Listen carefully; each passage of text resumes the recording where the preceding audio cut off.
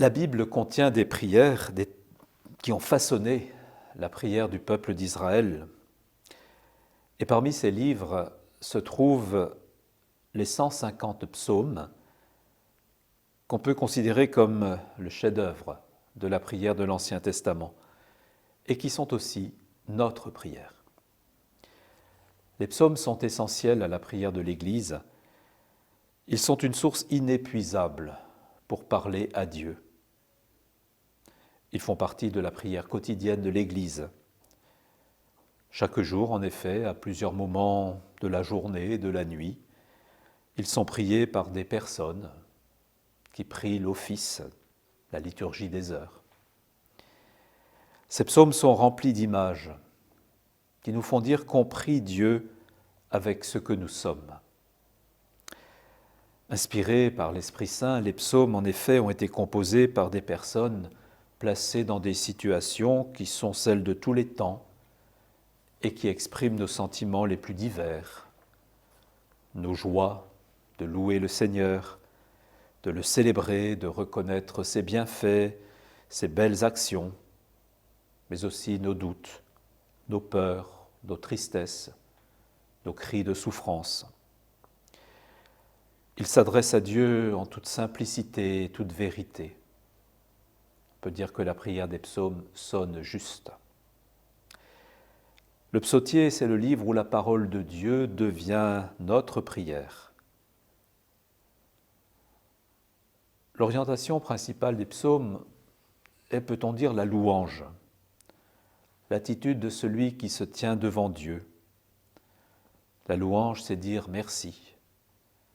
Oui, la vie est un don et chaque jour ce don se renouvelle et nous émerveille.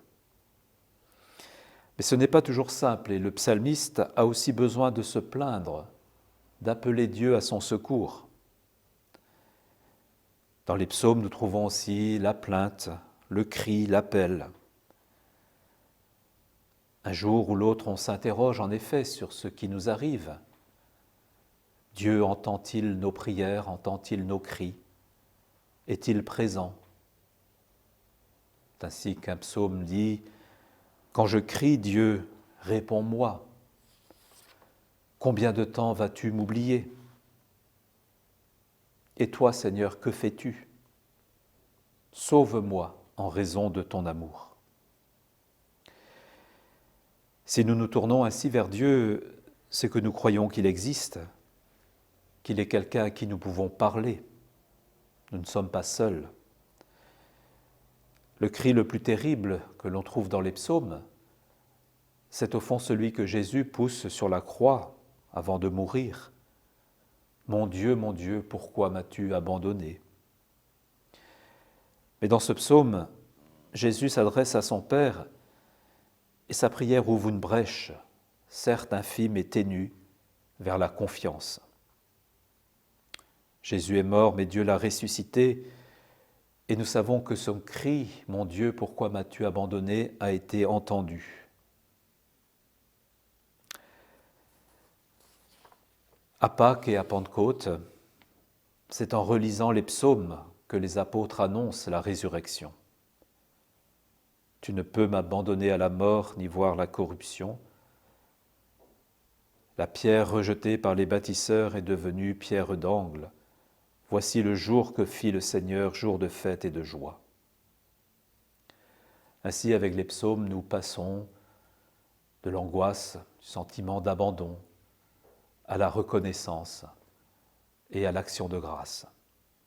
Car tout ça est mêlé, car tout ça est aussi mêlé en nous.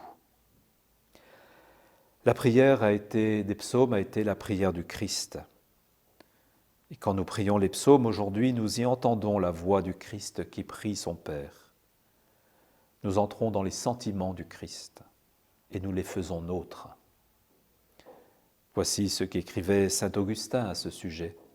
« Le Christ unit la tête et le corps. Aussi dans sa voix nous reconnaissons la nôtre. Et dans la nôtre, il reconnaît la sienne. Écoutons le psaume et nous entendrons le Christ. »